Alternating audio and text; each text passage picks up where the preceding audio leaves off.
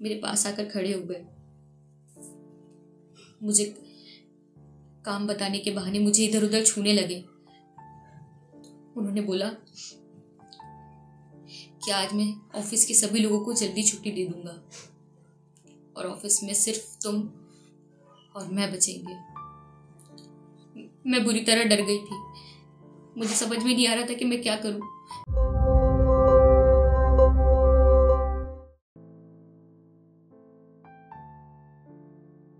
मैं उस दिन बहुत खुश थी।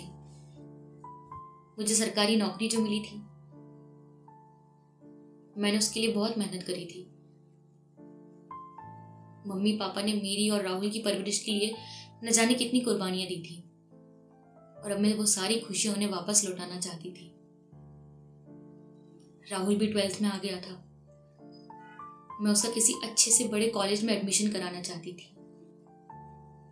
मैं खुद भी खुले आसमान में घूमना चाहती थी, लेकिन कुछ हैवानों ने मुझसे मेरी जिंदगी छीन ली। ऑफिस में मेरा वो पहला दिन था। मेरा बहुत अच्छी तरीके से वेलकम हुआ। साहिल सर ने मुझे सारे सहकर्मियों के साथ मिलवाया और उन्होंने मुझे मेरा काम भी समझाया। धीरे धीरे मैं अपना सारा काम सीख गई। कैसे 1 महीना निकल गया मुझे पता भी नहीं चला। मेरी पहली सैलरी आई। मैं मम्मी पापा को बाहर घुमाने लेके गई। हमने बाहर खाना भी खाया। मैंने बहुत मस्ती करी। ऑफिस में साहिल सर मेरी बहुत मदद करते थे। अगर मुझसे छोटी मोटी गलतियां होती थी तो वो मुझे समझाते थे।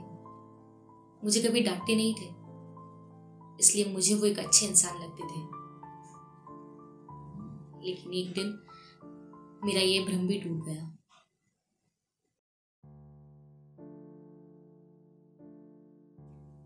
धीरे धीरे उनके व्यवहार से ये साफ हो गया था कि वो इस मदद के बदले कुछ और भी चाहते हैं। मैं उनके व्यवहार से ये बात समझ गई थी और एक दिन उन्होंने मुझे ये बोल भी दिया। इसके बाद मैं अपने काम से काम रखने लग गई और मैंने उनसे दूरी बना ली। वही साहिल सर जो मुझे मेरी गलतियों पर समझाते थे, अब बिना किसी वजह मुझे डांटने लगे थे।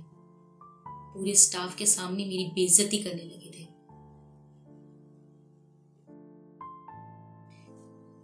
एक दिन जब मैं ऑफिस गई तो ऑफिस के प्यून ने मुझे कहा कि मैडम, बड़े बाबू आपको ऑफिस में बुला रहे हैं।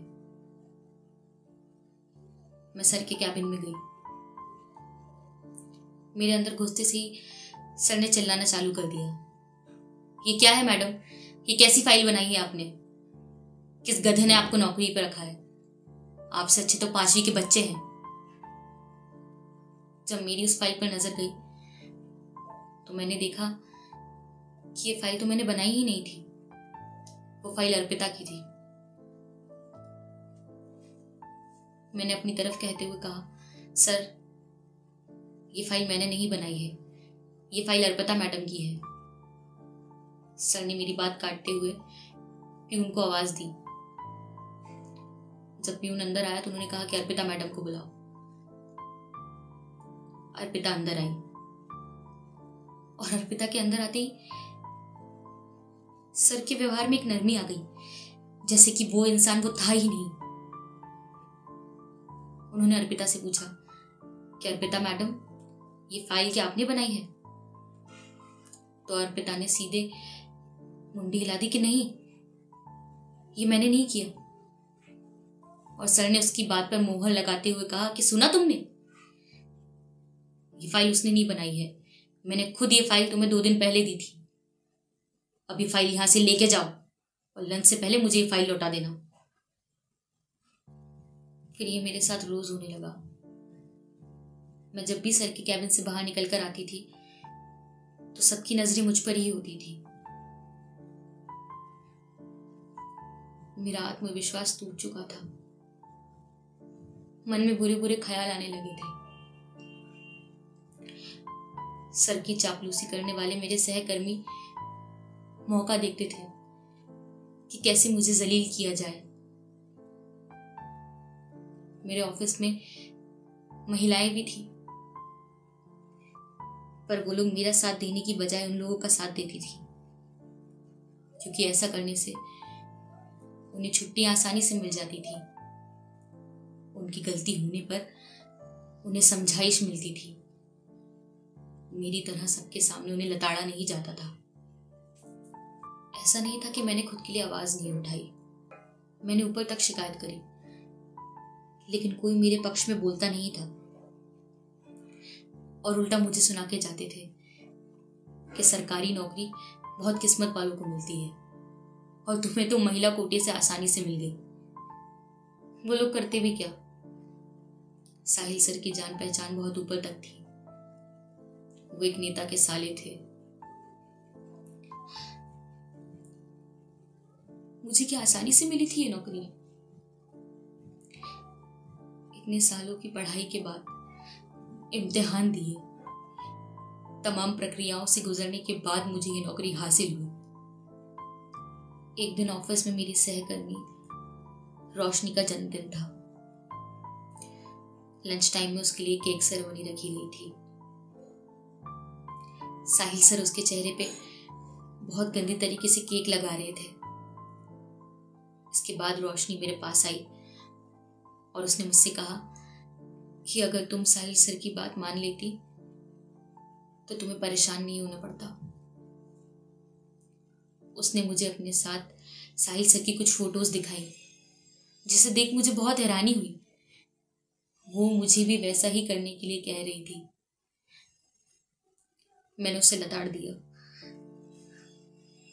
और उसके बाद रोशनी भी मेरे खिलाफ हो गई। एक दिन ऑफिस में मेरे सहकर्मी मुझे सुना सुनाकर वो बातें बोल रहे थे जो मैंने पिछले दिनों अपने दोस्तों से फोन पर करी थी। फिर ऐसा रोज रोज होने लगा। मुझे लगा कि उन्होंने मेरा फोन हैक किया है। पता नहीं उन्हें ये कैसे मालूम होता था। मैं जो घर आकर बातें अपने दोस्त से करती थी, वो उन्हें कैसे पता चल जाती थी। आज जब मैं ऑफिस पहुंची तो हद ही हो गई। साहिल सर पूरा टाइम मुझे घूरते रहे। वो मुझे बहुत घटिया तरीके से देख रहे थे। उन्होंने मुझे अपने कैबिन में बुलाया और मेरे पास आकर खड़े हो गए।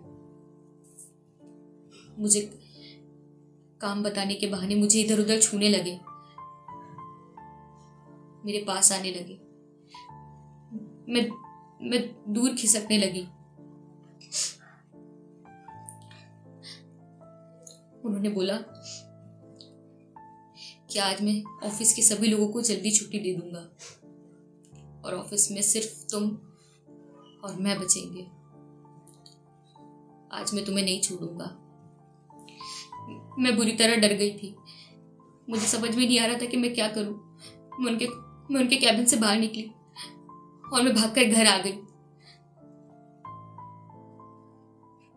मैं आज तो ऑफिस से बचकर आ गई थी, लेकिन अगर मैं कल ऑफिस गई तो ये लोग मुझको छोड़ेंगे नहीं।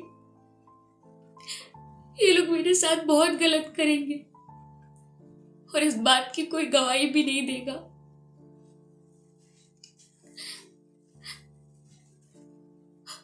अभी तो मुझे राहुल को कामयाब होते भी देखना था। मम्मी पापा को सारी खुशियां देनी थी। मैंने खुद ने भी कहा दुनिया देखी थी। मुझे अभी और जीना था, लेकिन इन हैवानों ने मुझसे मेरी जिंदगी छीन ली।